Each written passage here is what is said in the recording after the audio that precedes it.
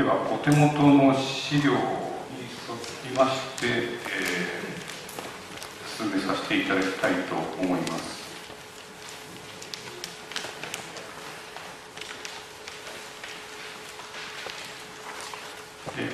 新聞義民というのは、皆様もご存知である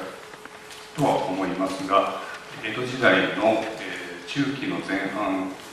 享保の年間ですね、に起きた百姓一揆でございまして、享保年間といいますと、八代将軍吉宗の時代ということで、幕府政治の改革が行われた時期であります。でちょうどその頃、一揆とか騒動についても、だんだんと、頻発してくるような状況に位置する、時代であります。で岡山県内では、新本の義民のほかにも、美作地区で、三中一揆という大規模な一揆が起きております。県南ではそれに、匹敵するというか、そういう、県南での大きな一揆ということで、新本義民一揆というものがございまして、当時の、一般の人々、地域の人々がですね、どうやって生活を、命を懸けて、守っていったのかという、その一端を、見ていければと、思っております。でお手元の、レジュメの方で、まずその、前提としまして、新本というのは、どういうところだということで、地名の由来についてちょっと簡単に、ご説明させてもらいます。新本の地名なんですけど、お手元の資料にもありますように、以前はですね、高見港というふうに呼ばれておりまして、ここに丸の省というのがありますが、これは平安時代前期の、今でいう日本の、今でいう百貨地点のようなものでございまして、そこに、国や軍や、の地名の、辞典というか、そういうのが載っているのがありまして、それによりますと、下道郡の高見郷に、属しておりました。で平安時代後期になりますと、荘園化されまして、高見省と呼ばれまして、それがですね、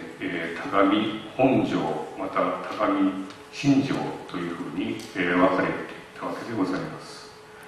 でこの高見という、地名の、説が、2つございまして、まず1つ目に、現在の総社市の西部地区、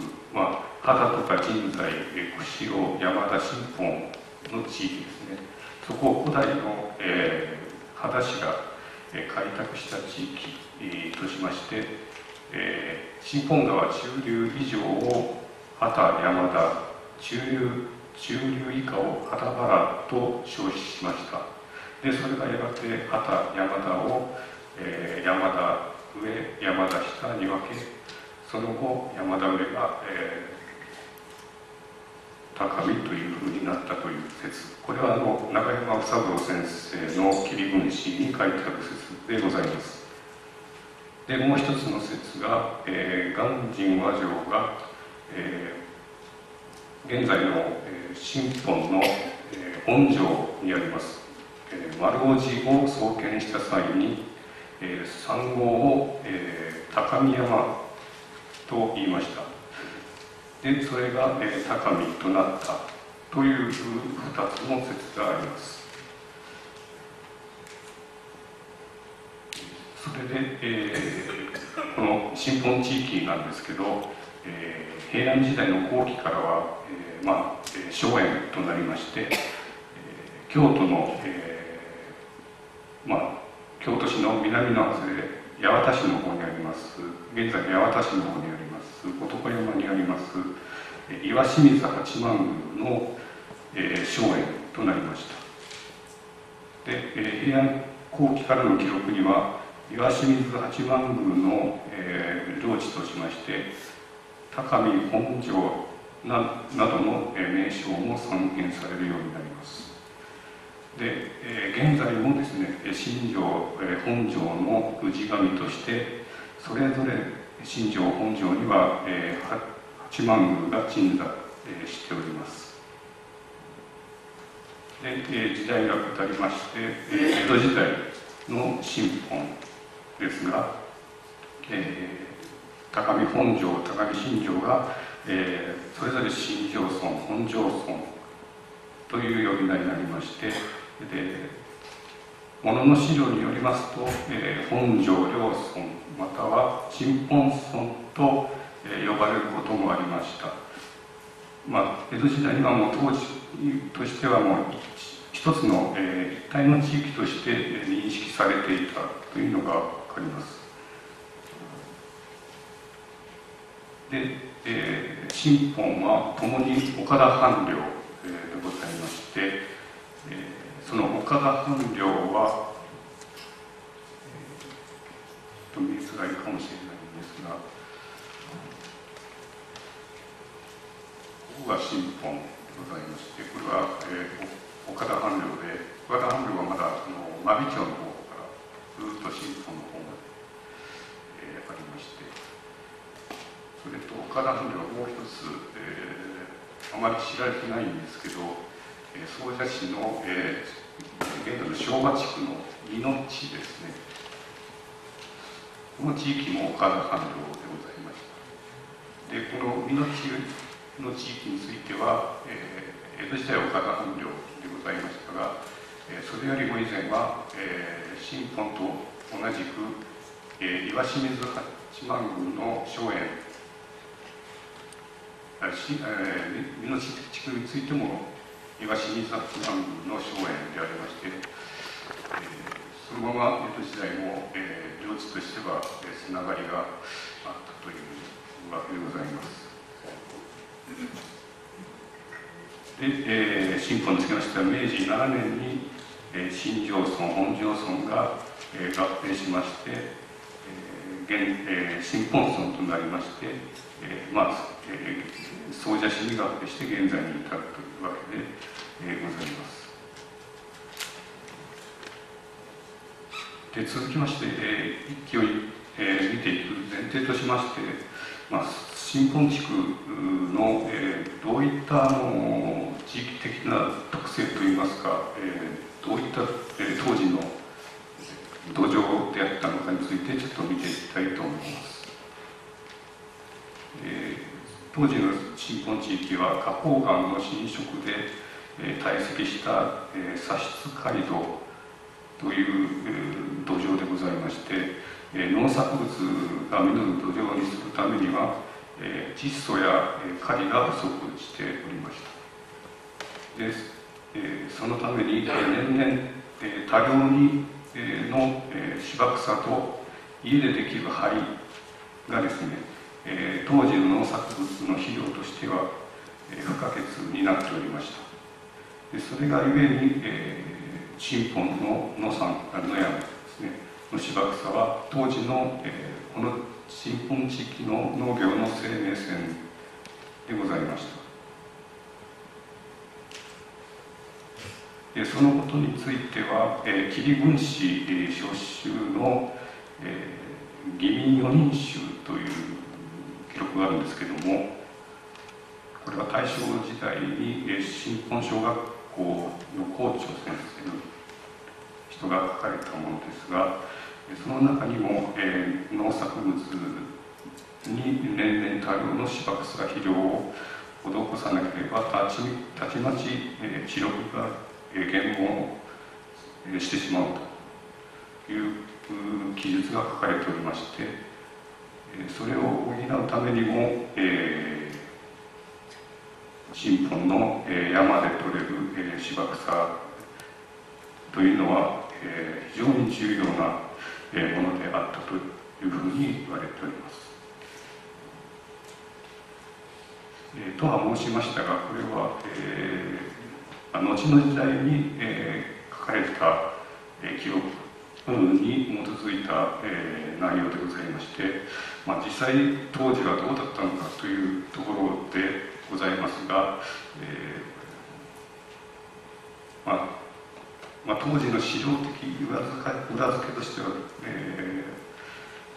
ちょっと心もとないところもあるんですけれども、池田家文庫の一中国11文帳という昭和2年1645年に書かれた書物がございます。これは幕府に提出を命じられた昭和の校長の元になった書物でございますが、その中に新本村の芝草の山は大というふうに書いてあるんですけども、当時から、この資料から伺えることなんですけども、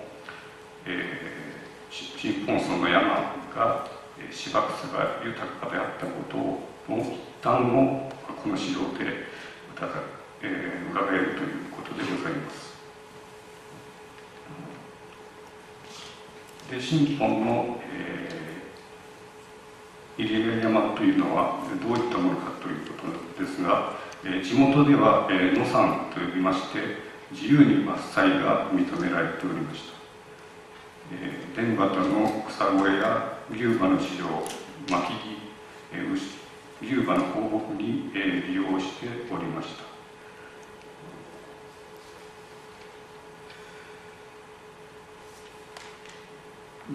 でそういった中ですね、この豊かな山を巡ってですね、江戸時代の中期の前半に五箇田藩と新本村民の間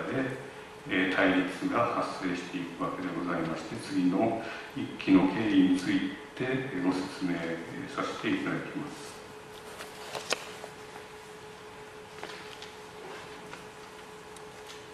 経緯につきましては4ページに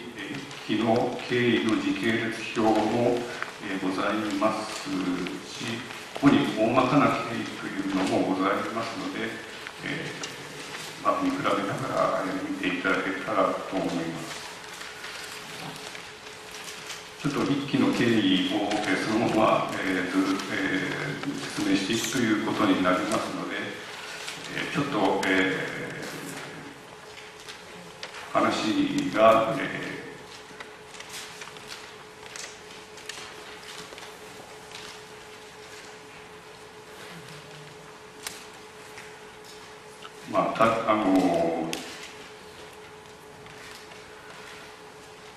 平凡なといいますか、ちょっと眠くなくなるような、話になるかもしれませんが、すいませんが、お付き合いいただけたらと思います。まず、事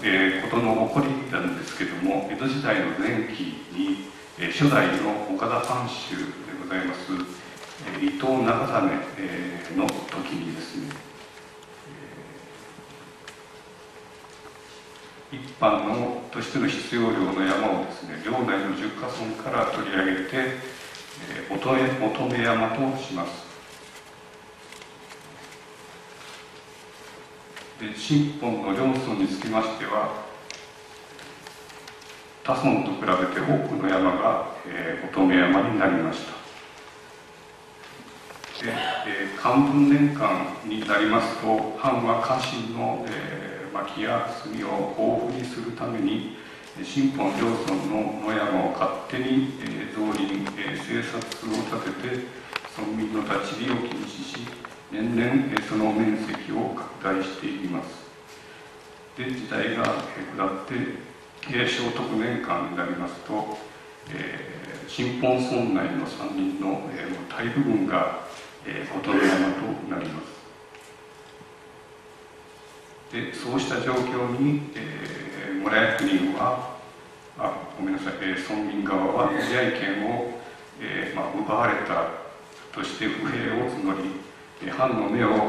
んで入山して、罰獄再送するものも多くございました。そうした状況を村役人は黙認するという状況でございました。で、そうした中、享保元年になりまして、藩は乙女山の成長した木を伐採し割り木にして岡田の会社まで運搬するように命令をいたしました。この命令なんですけれども、岡田藩としましても、当時の岡田藩は、詫び調子を見たんですけれども、極度の財政なので、倹約税も幾度も出して家臣の給米も減らすという窮状でもあったということでございます。とはいえ、こうした重労働に対して賃金は1日の弁当代にも足りないというのは少額で運搬を命ずられることがたびたびになり、また農作業にも支障が出るということで、村民にとってみれば死活問題に関わる問題となりました。そこで、村民は、享保2年に、藩との長期にわたる対決を、覚悟しまして、新本木村の奥に長梅というところに、小屋を建てて、村民一同が集まり、会議を開きます。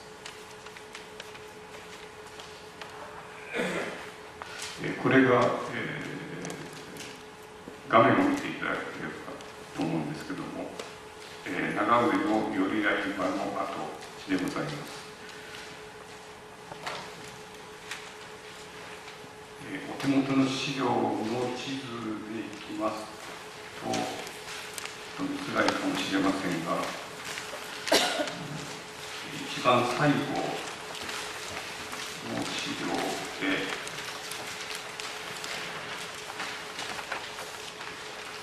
地図がございますが、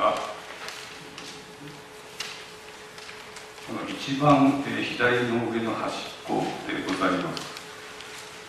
もう新本の中心部からするともうかなり外れた、ちょっと山の中に入った誰にも、人の目のつかないようなところでこういった、競技を、重ねたというわけでございます。で、その場にその競技の中で、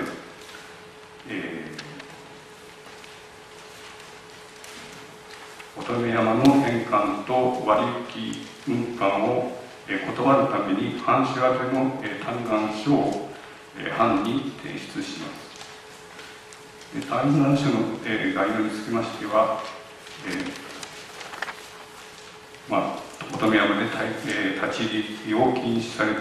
おり、村の者は難儀しておりますので、総百姓208人、うち5人を除く一同で、お断り申し上げますということと、以前のように入谷山にしてごめんくださいますならば、ありがたいことでございますということと、あと、割り木の運搬が、重労働であるにもかかわらず弁当代にもならないということでお断りしますという3か条の嘆願書を藩に提出しました。しかし藩の方は全く無反応でございまして、それによって村民は不問になりまして、状況を見かねた川辺村の増教寺と元福寺、岡田村の千光寺の3住職が朝廷に入りまし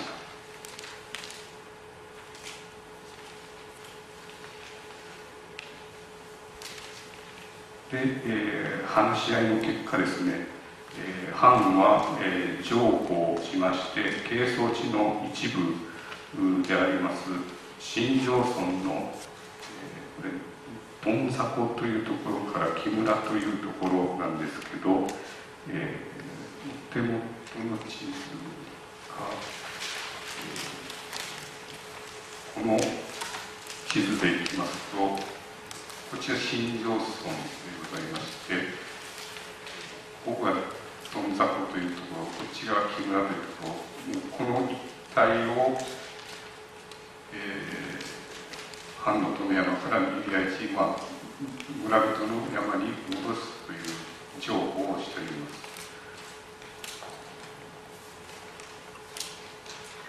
で、それに対して村民側なんですけども、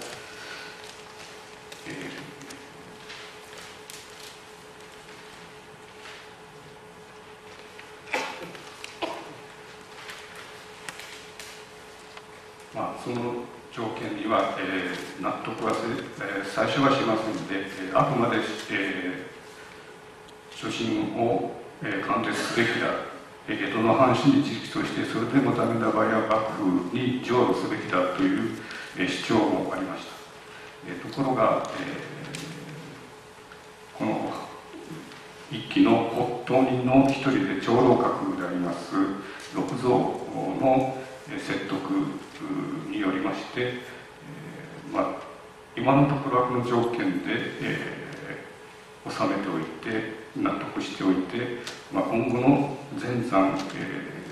返還を目指して戦いを続けるという意見に一致しております。で、この一部、富山の返還の、条件は村人の方も伸びました。で、先ほども言いましたように、あくまでも全山返還を求める村民は、一致団結して結束を固めるために、各自の知をもってですね、新聞聖書を作成しまして、本庄の絵師というところにあるんですけど、の山頂にあるんですが、巨岩がありまして、そこに、その新聖証文を、収めました。で、この岩のことを気象岩と呼ぶようになりました。で、実はこの、公園の中に、この気象岩というのはどこにあるか、私も、恥ずかしながら知らなかったので、ちょっと調べに、行きましたところ、かなり山奥、山の中にありまして、お手元地図が見られるんであれば見ていただきたいんですけども、新本省がありますね。新本省のところに、からですね、南西に下がったところに、写真で気象岩を入れておりますが、そこまで、車で行って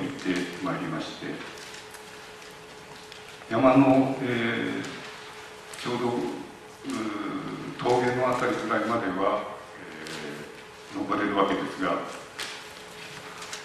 こまでは、車で行けるわけでございまして、ここからは歩いてとっとこと、登っていったわけでございます。で、だんだん進んで、登っていったんですけど、もう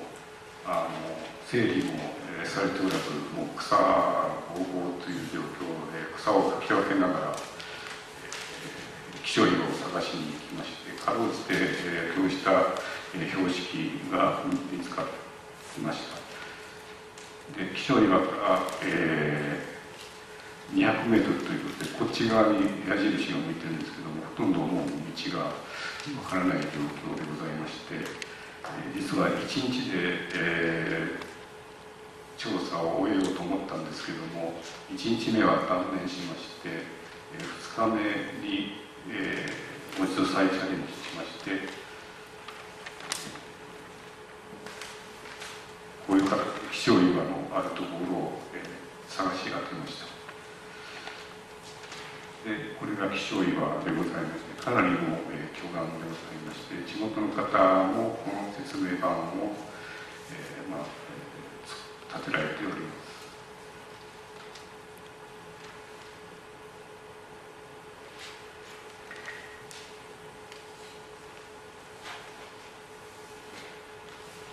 では話の方を続けていきたいと思いますが、こうしたわけで藩の一部乙女山返還の条件を飲み込みまして、村側としては、一応納得したということで、表面上村には平穏が訪れました。しかしながらですね、時代は一応は収縮をしたんですけども、これを機にですね、藩の方は乙女山の監視を一層強化することになります。で村人の方はといいますと、その監視の目を避けて、いつも通り、従前通り木を取ったり草を刈ったりということを続けておりました。でそうした状況を村役人も知らない顔をして、藩の方から聞かれた場合にも明らかに答えないという態度をとっておりまして、そうした状況にを見やした藩の側は、さらに、監視を強化しまして、支配体制を、強めていきます。例えば代官を交代したり、入山を禁止入山した者の処罰の厳罰化をしたりしておりました。でそれにもかかわらずまだ、村民たちは、山に入って立ち入りを伐採するその行為をしていましたので、ついに、藩の方が動き出しまして、享保3年の2月になりますと、郡奉行が直々に、新本に出張して山の実験分を行うという事態になっております。でそれによりまして、自治権分によりまして、本条分の、木がですね、4、50本切られているということを確認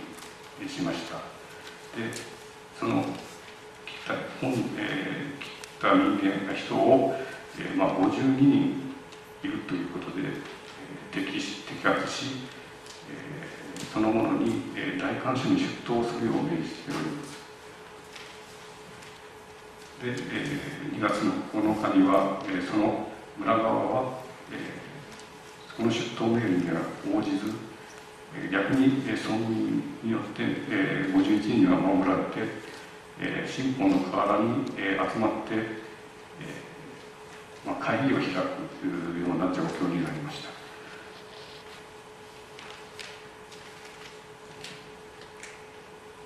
でそれに対して藩の方はそうした行動に大変立腹しまして、村役人を呼びつけまして、藩の、意向に従うように、庄屋の長に、つくようにということで、それに従わない者は領内からの退去を求めるという工場書を、村民に工場書を渡して村民に伝えるよう指示しております。しかし村民の側はそういう情報を伝えても全く無視しまして、相変わらず新本の土手で会議を開いて今後の対策を協議、しました。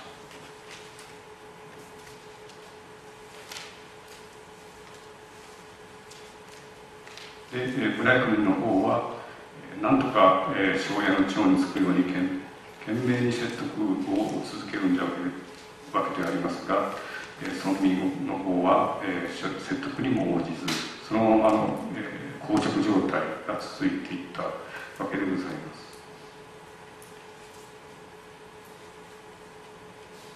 す。でそうした中、新本の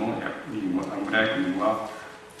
岡田の藩の方に、従わない経緯、村民が従わない経緯を報告、したところ、藩の方は、重々不届きで至極だということで、従わない者は容赦しないという態度を示しまして、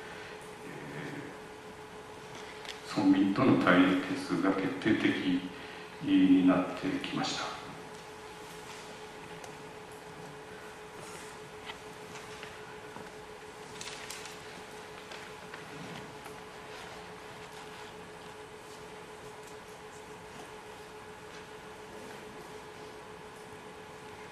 でそうした中、村役人が、反略所に、呼ばれて、おりましたが、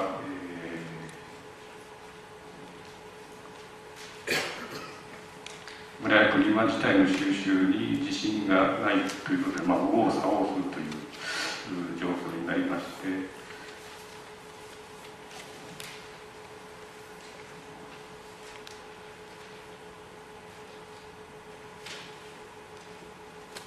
本庄村の庄屋が持病のため、帰村ができなくなるという事態にもなりました。で、組頭の方だけが、村に帰ってその経緯の事情を説明したのでございますが、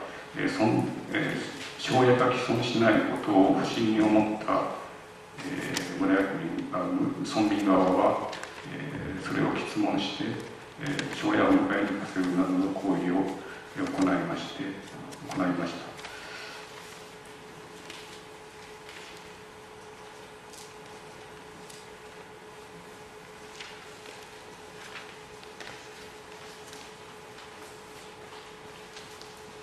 でそれに対して、岡田藩の方ですが、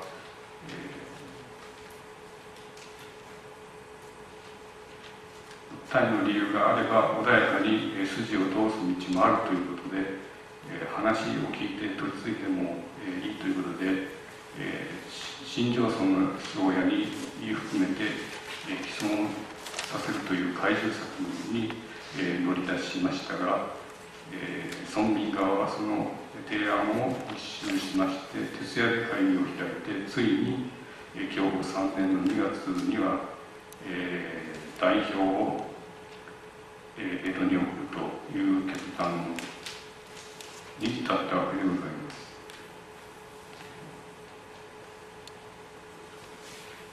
ます。徹夜の会議の結果ですね、命令に従うにしてもどちらにしても自滅すると、命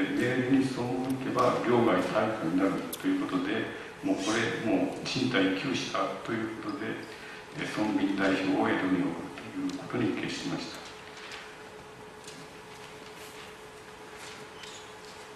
で享保3年の2月12日には江戸行きの第1組の六蔵と神右衛門と二右衛門木曽路の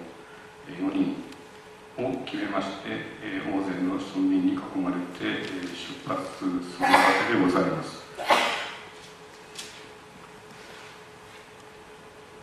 ここからちょっとすみません、端折りますが、村民は、それら代表4人を取り囲んで村境で別れを告げて、代表4人は江戸へ目指すわけでございます。で残された村民は、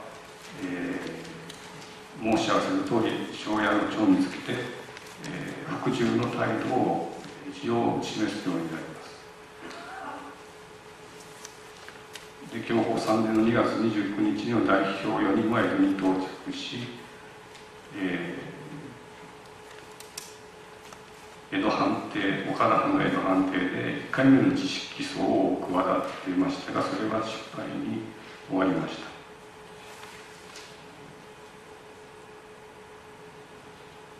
た。でついに、享保3年3月の4日に江戸藩邸の自起訴に、成功をしました。で即日、4人は捕らえられて屋敷内の、長屋に、拘禁されるという、ことになります。で犯人は、直訴の、直訴が成功したという報を、受けまして、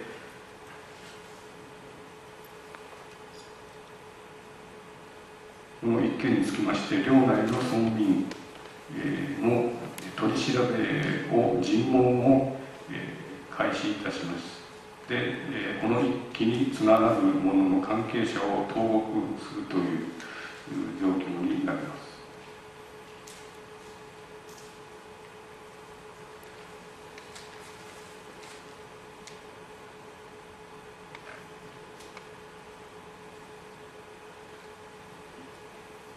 国元では次々と、一揆に関連したものが投獄されたり、するようになりまして、そうした中、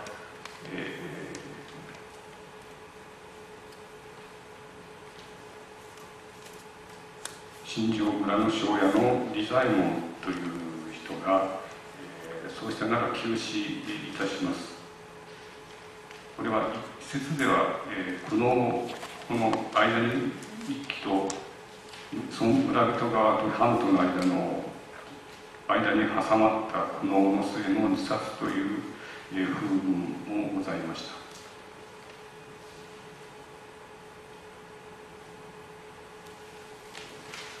た。で、江戸での自粛起訴の件を受けて、藩主の伊藤長平は直々に、道中水野忠之に祭壇を仰ぎました。で、道中水野忠之は半目に涼みた、山の盗人なので思うように、裁定せよという指図を出し、これによって処刑が決定し、自粛起訴の4人は国元に送還するということになりました。で、それを受けて、地元の村役人の方では、新本領村の庄屋は、減刑の嘆願書を藩に提出しましたが、聞き届けられませんでした。で、ついに6月7日に新本の飯田屋川原の処刑場で、江戸自粛起訴の村民代表4人が処刑されるという痛ましい結果に終わりまし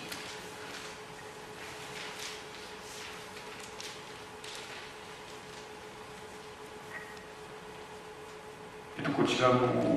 画面の方を見ていただきたいと思うんですけれども、これが現在の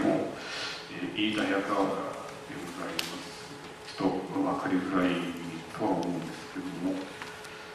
もうここら辺、もう護岸工事をしておりまして、当時の面影はもうほとんどございません。こちらの方にちょっと木が見えるんですが、ここに、現在、義民の碑が立っております。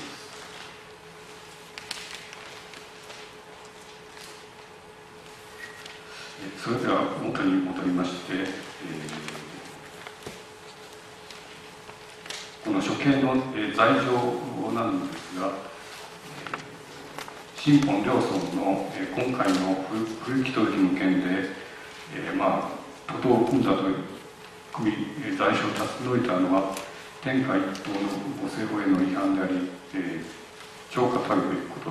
ということと、とどめ留任の機を村中申し合わせ、大勢で昼間にも討伐したのは、盗賊の儀の不行き届きのことであるというこ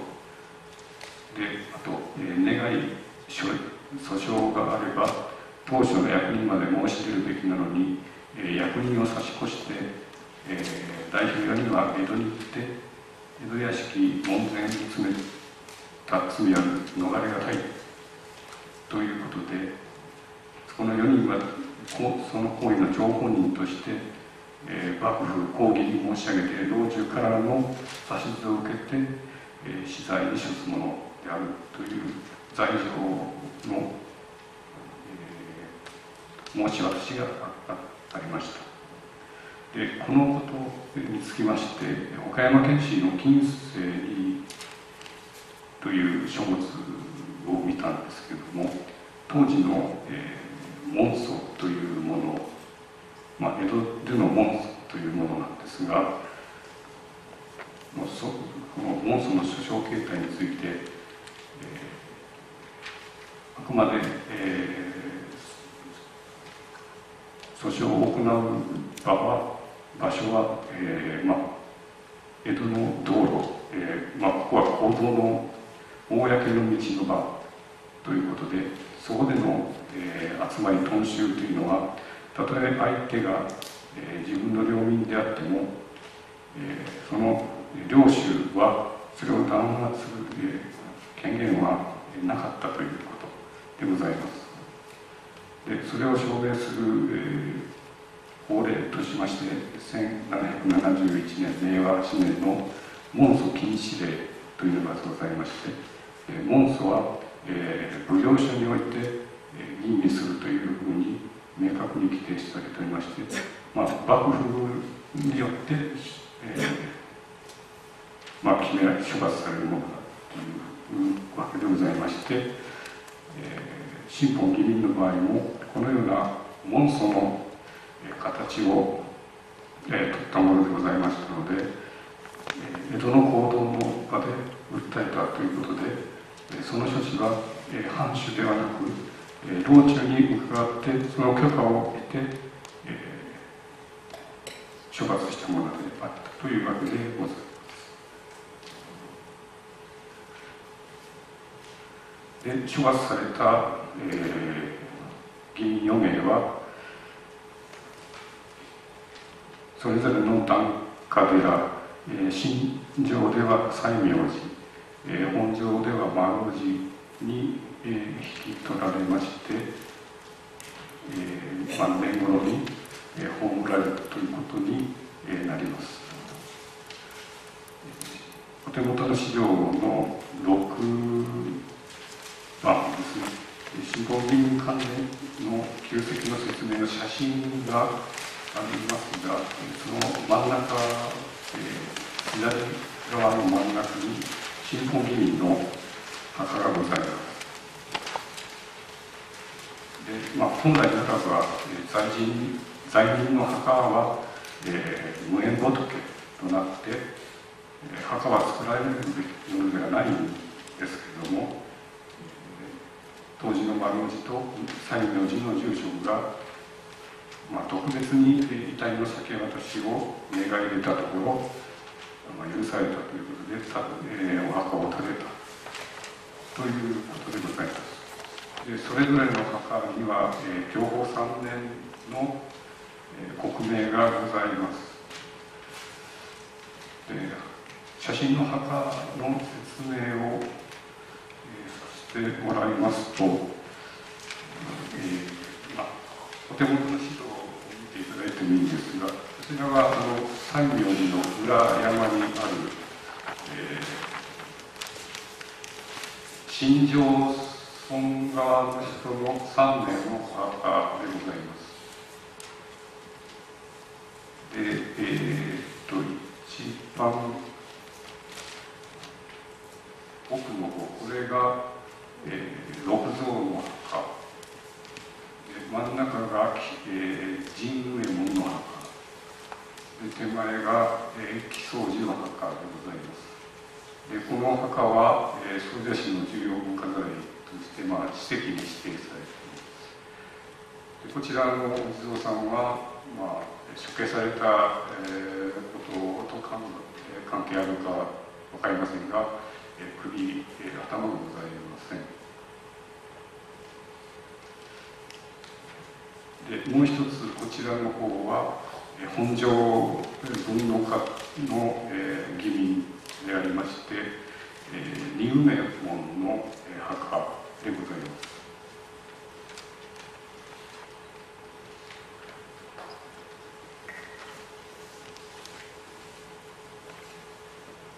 で話を戻しまして、4名は、処罰されたわけでございますが、それに引き続きまして、享保3年の6月から9月にかけまして、関連する、受刑者の家族の処罰、その他の、関連者の処罰も、行われます。でお手元の資料の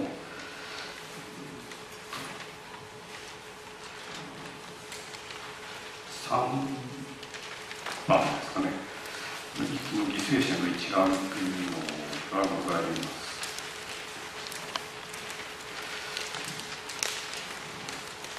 それによりますと、死罪になった4名の家族はもう領外追放と財産没収になっています。でそれに引き継ぐものとして、5名が、また7以下の5名が領外追放没収、財産没収等々となっておりまして、遺棄関連者の、家族に至るまで、厳しい処罰を受けたのがこれによっては来ると思います。それともう一つが、藩の担当者の方もこの一揆を、止めれなかったという、不行き届きということもありまして、例えば宮城また上門は閉門の処罰を受けております。で全体で60名近くの、人々がこの一揆によって犠牲になったということでございます。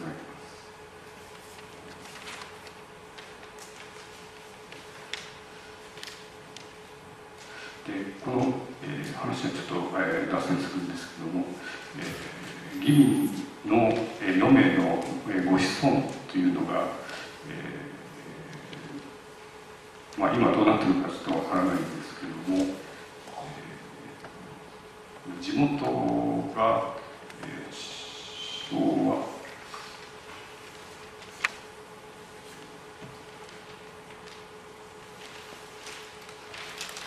昭和51年に、義民検証のために刊行しましたといった「義民」という本がありまして、この「義民」という本の中でまだご子孫の何人かは、例えば矢影とか、美清町の方に住まわれているというふうに、ことも書いておられます。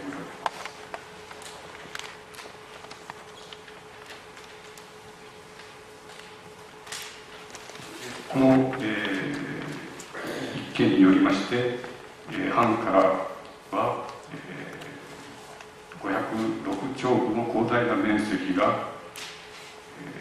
以前の通り入谷山として下げ渡しを、受けました。以来現在に至るまで地元で、管理、し、山の恩恵を今も受け続けているというわけでございます。このように、岡田藩の新本村村に対する、厳しい、態度というか、そういうのも、あるのでございますが、実際当時の藩主でありました池田、長平の政治というものはどんなものかったかということでちょっと、簡単なんですけども挙げてみましたところ、宝永元年に小田川の改修工事を実施しておりまして、それによって水害を防ぐ対応をしておりましたり、あとは宝永2年に、藩邸内に稲荷神社を建立したり、あと、領内の検地を実施したりしております。享保3年には川辺から岡田までの岡田の石橋というんですかね、ちょっと分かります。その間の新道も建設しておりまして、なかなか、藩の領地の、政治といいますか、そういった開発といいますか、地域の向上に向けて、悪くないといいますか、立派に、努めていることが、これによって分かりまして、それによって新本村のその、一見との、ギャップといいますか、そういうのがちょっと浮き彫りになっているような、感じを受けました。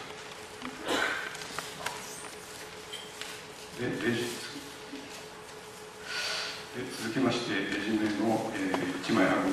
1を2の方に参りたいと思います。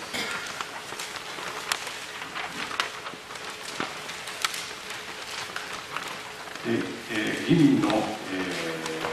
うした痛ましい、事件が起こりまして、地元としてはこの、議挙をした、議民として、崇め、奉る、検証するという、連綿と続いて、今でも続いておりまして、その一つに議民踊りというものがございまして、大正7年にこれは、議民4人衆の処罰が処刑されて200年が経ったということで、それを機に、開催されまして、これは現在も、毎年開催されて、おります。で、開催の日時なんですけども、以前は議民が処刑されました命日にあたる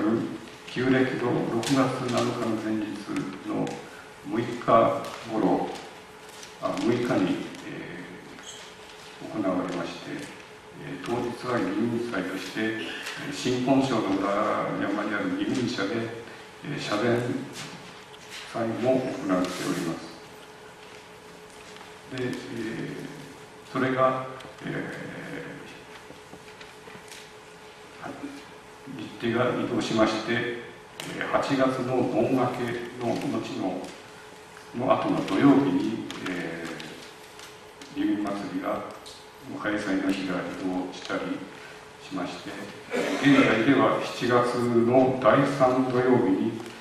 開催していると聞き及んでおります。で、この議民踊りは、当時の、大正時代当時の新本村長の小坂一八という人がいましたが、その方の議民憲章の一環として、行われております。で、作詞は小坂一八で、稲葉俊生、日本語が書かれて有名な稲葉俊生もこれに、関わっております。で、小坂は、議民4人衆と題した冊子、先ほども、少し触れましたが、吉備軍師にも出展しておりますが、これも執筆しております。小坂、一八はちょっと話が脱線するんですけども、地元では当時の模範村長と呼ばれまして、新本村の、地域の行政に数々の業績を、残した人でございます。そうした、中で新本議民の検証も、やっていこうということで、なされたわけでございまして、実はこの小坂一八は、新本議民で投獄された伝次郎という人の、子孫と言われてまして、それだけ思いが強かったのかもしれません。で、もう一つの議民憲章の一つとして、議民費建立があります。画面の方でこちらですね。これは昭和27年、1952年に、処刑がされた新本成田の新本川の飯田屋河原の北岸に建立されております。で、題字は、犬飼剛が、書いております。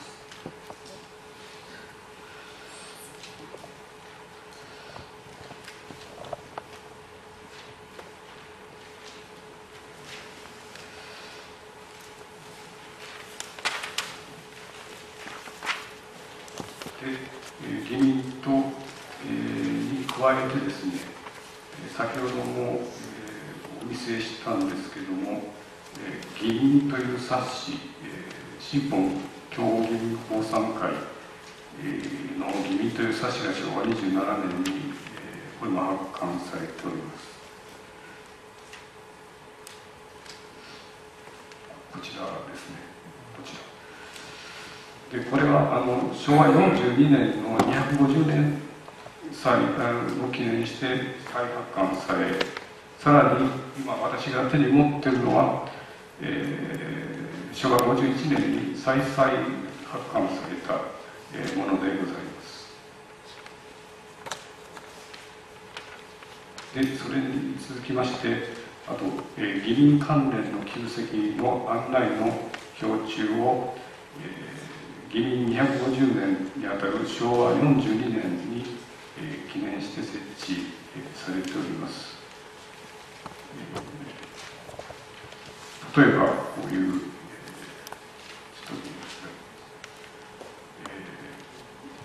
議員の、住居跡ですね。代表の一人であります六蔵、年はもうだいぶ年上の方で、取りまとめ役の人でございます。六蔵の住居跡の碑であるとか、あと、荒木神右衛門の住居跡の碑であるとか、これは、本庄の方なんですけども、ちょっと見えづらいと思うんですけども、河村龍右衛門の住居跡の碑でございます。これも、お手元の方の資料にも、簡単に、地図と説明をさせていただいていると思いま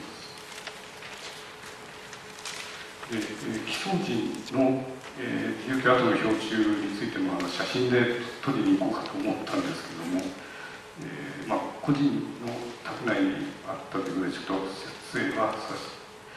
できませんでした。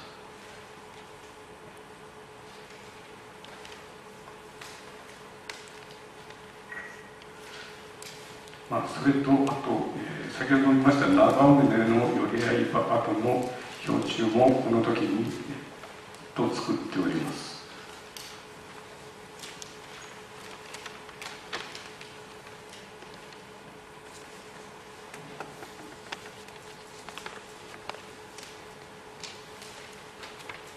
それとあと、議員の検証供養祭祀の関連で、石造物というものも、残っております。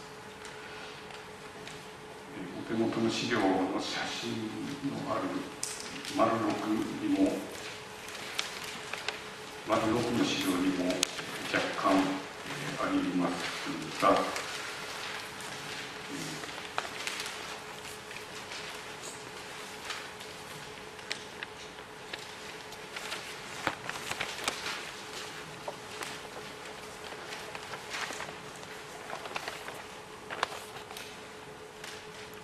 神本の本庄と、神城にはそれぞれ、念仏塔が建立されております。写真で見ますと、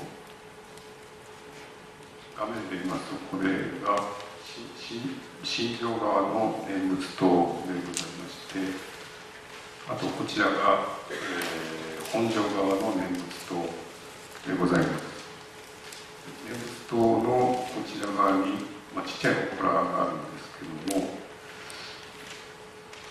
その中に、多分お地蔵さんだと首がない、お地蔵さんでございまして、おそらく処刑された人を弔う意味のある首なし地蔵ではないかと思われます。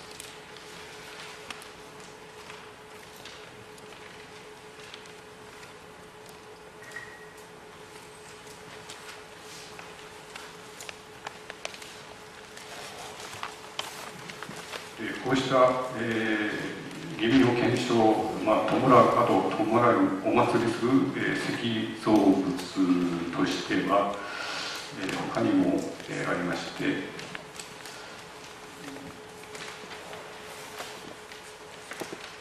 新本地区にはですね、牛神様が結構他の地域よりも多いというふうに言われております。それは資料にも書いておりますが、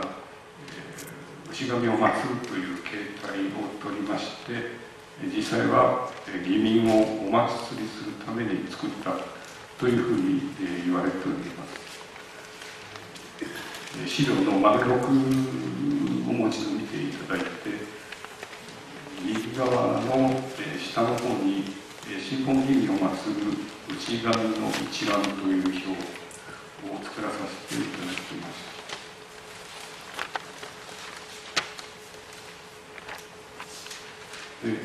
通常牛神というのは村落に一つあるぐらいであります。で牛は馬もそうですけども、当時の農耕に欠かせない地域や家の貴重な財産であります。資料の方の字がですね、貴重というところで切れてますけども、貴重な財産と申し訳ないんですが、書き加えていただけたらありがたいなと思っています。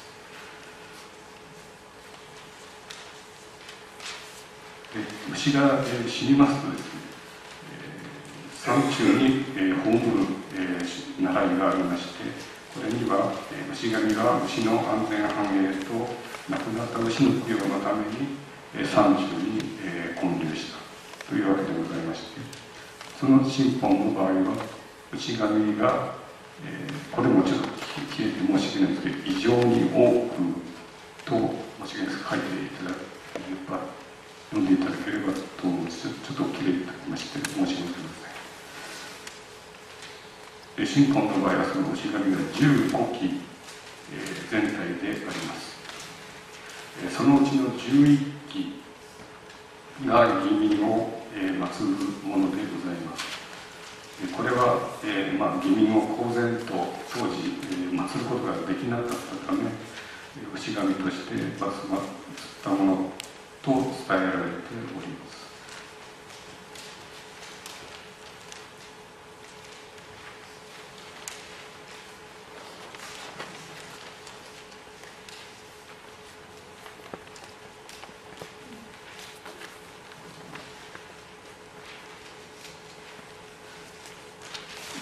こういう、文献資料以外にもですね、こういった石動物からの義民をどのようにお祭りしてきたのかという痕跡が伺える、貴重な資料が現在も残っております。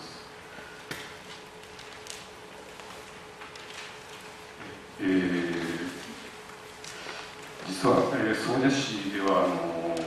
石仏の調査を平成20年頃からしておりまして、ちょうど2年前に神本についての石仏調査が終わりまして、以前からこういった牛神によってお祭りしていたという形態は地元ではよく知られていたんですが、改めて調査をしまして、これだけの数の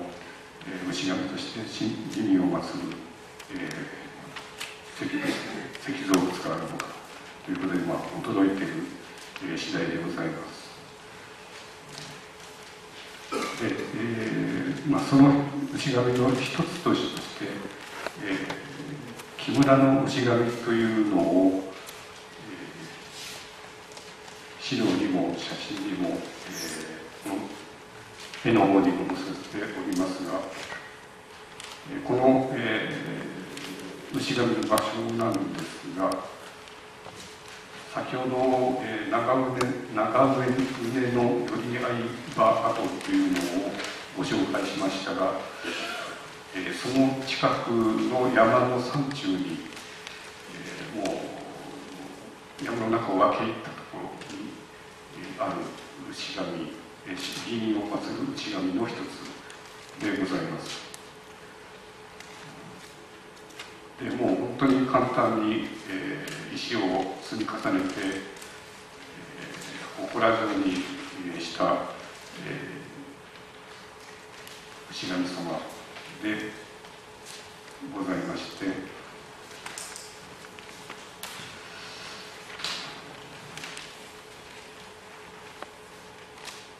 えばですね、これを石工型というんですけども、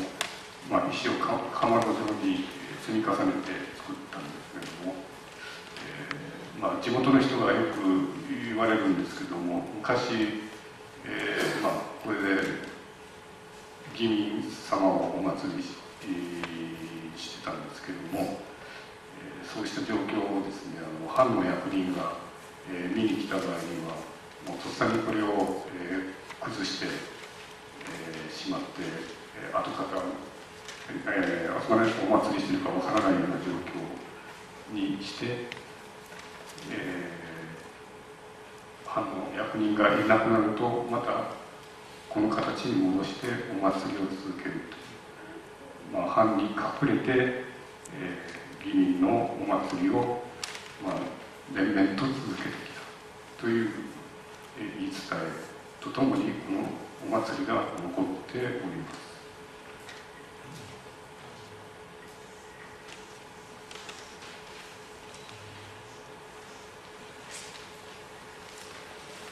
以上すみません、淡白な話になって取り留めのない話になって、ちょっとお聞き苦しいところばかりで、誠に申し訳ございませんでしたが、今後の検討の課題というところとして、さまざまな検討課題というのは、あるんですが、一例としましてですね、現在の資料状況というところでございまして、現在、資料上でこの新本義民の経緯が分かるのは、ここにレジュメに書いてあるように3つの資料によって成り立っているという状況でございます。新本一見、覚書控えとか石原家久蔵文書、節王法実録という3つですね。でそのうちの2つ、上2つですね、もう実はもう原本も定本もなくなっておりまして、かろうじてですね、桐文氏とか、長光則和も亡くなったんですけど、長光則和先生の百姓一揆の資料集に、載っていたり、あと総勢志士の近世資料編でかろうじて、残っているという状況でございまして、それによって一揆の経緯はかろうじて把握できるという状況であります。で、それをカバーするといったらあれなんですけども、その他の文献としまして、先ほども紹介しましたが、桐文氏にはですね、元新本村長の小坂一八と、元新本小学校の富山博氏が執筆した義民4集が収録されています。でこれにはですね、先ほども、若干紹介したんですけども、この義民4集には一揆の原因となった藩の乙女山の、拡大について、説明はしております。ただ、残念なことにこれは、どういった資料に基づいて書いたものかということが書かれておりません。でそのため、今後の課題として、資料をいかに発掘していくかというのが課題になってくるんじゃないかと思っております。で、長山宇佐坊先生も、桐文氏の中で、文献の調すべきものなきを遺憾であるというふうに記して、おります。で、そういうわけで一揆そのものの経緯は、なんとかかろうじて、把握できるんですけれども、その背景が、不明な点が多いということで、例えばですね、乙女山の拡大、なぜ拡大していったのかというのを実際の変遷や状況、じゃあ当時の入江山の状況についてですね、当時の資料によって、先に紹介しました備中国の11軍長もちょっとしか、書いてませんので、それ以上に具体的に、分かる解明できる資料があればですね、より一揆の起きた背景、一揆の位置づけといったら言い過ぎかもしれませんが、より明らかになるんじゃないかなと思っております。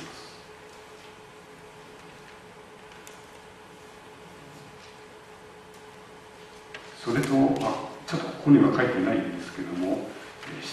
資料だけではなく、先ほども言いましたが、石造物の方からも、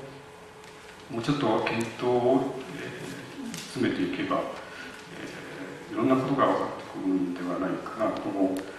思います。例えば、辛坊議員のお墓なんですけども、記念名では享保3年の記念名が、書いてあるんですけども、私の素人なんでよくわからないんですが、本当に享保3年に作られたものなのか、それとも後の時代に、作られたものなのかというのが分かれば、実際の議員の検証の過程というか変遷というものがより具体的に明らかになるのではないのかなとも思っております。以上、取り留めもない話で、雑白な話で、ちょっと大変お聞き苦しいところもございましたが、最後までご清聴いただきまして、誠にありがとうございました。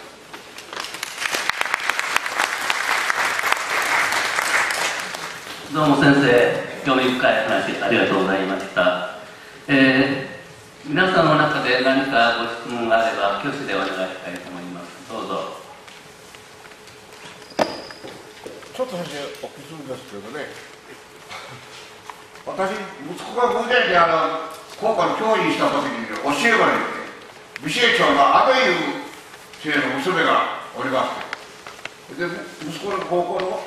お父さん知らないかって聞かれたら、これ見たら六蔵、銀左衛門と楠本と4人が処刑されましたね。その中で一人が今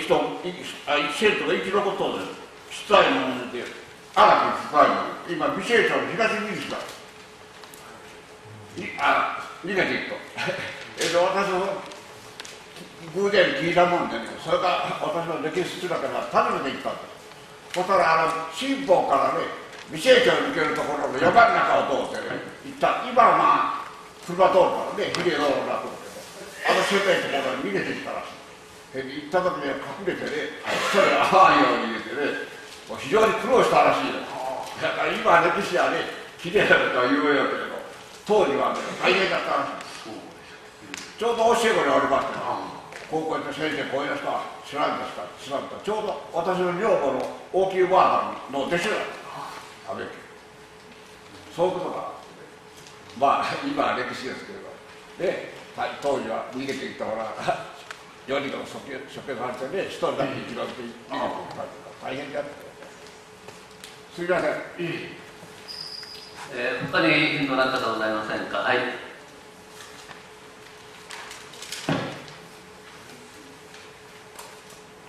先生、どうも今日はありがとうございました。大変詳しい資料で、しかもたくさんの写真を入れていただいて、具体的なありがとうございました。私、クラシック公民館で昨年人と人学というのでこの新法義民騒動を取り上げて石本明先生に講演をしていただいたんですが、その時からもずっと疑問に思っておりますのが、先生もここの1ページの最初の方に書いてくださっている新本地域の当時の土壌ですね。それは本当に窒素、カリが不足しているということで、そのためにはその野産の芝草が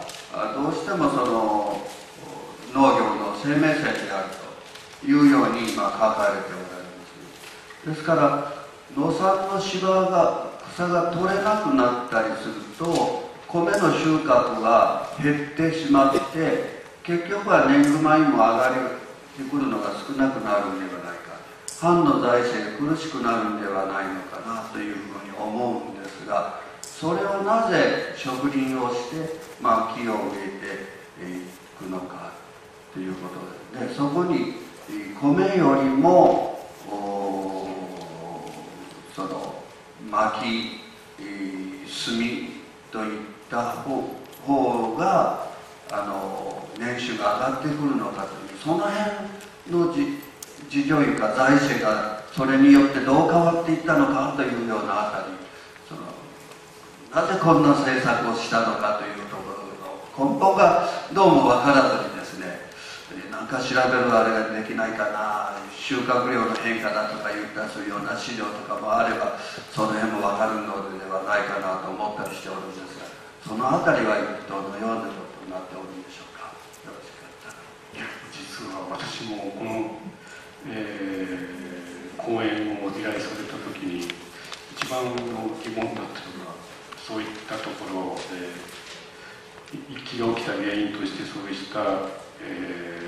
土壌というか作物を育ちにくい土壌で、山の芝草があればなんとか、稲作も維持できるという状況であったという、その根拠ですね。それがやっぱり地道って大変ですけども、やっぱり毎年のそういった年貢の取れ高とかの変遷どうなってたとか、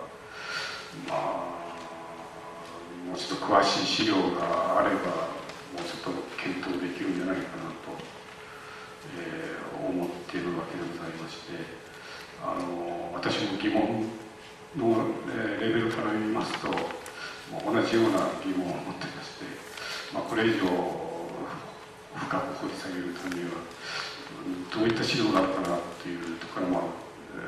調べていかないといけないかなと思っている一人ではあるんです。まだ、そこまで手はつけていないということで、もしそういうのに興味をお持ちにですね、調べてやろうという人がいらっしゃったら嬉しいなと思っております。ありがとうございます。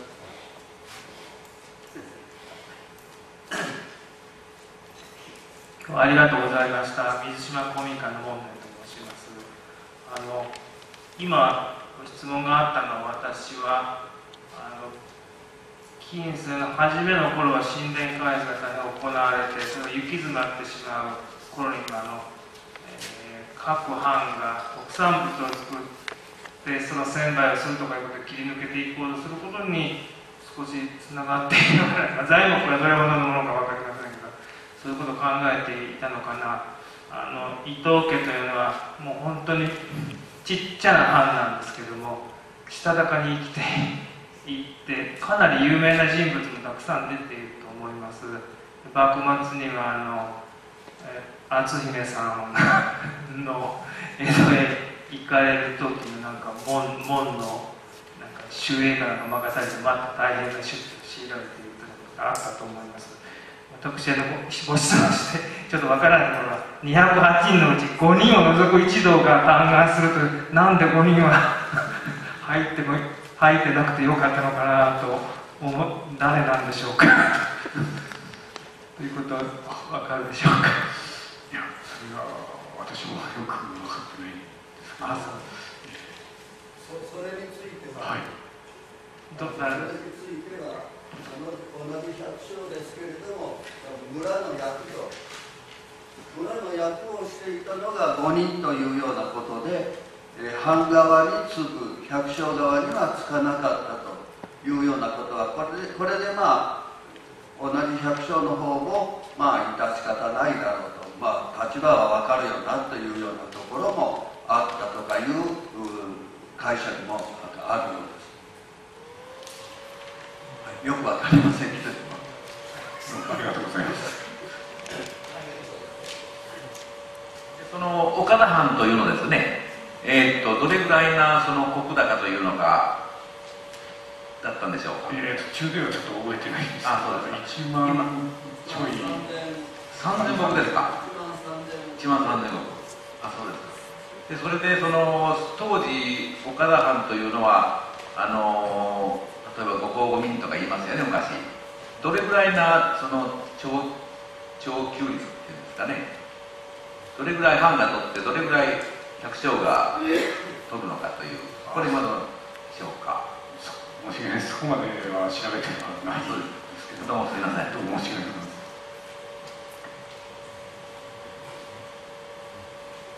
他にどなたがございませんでしょうか。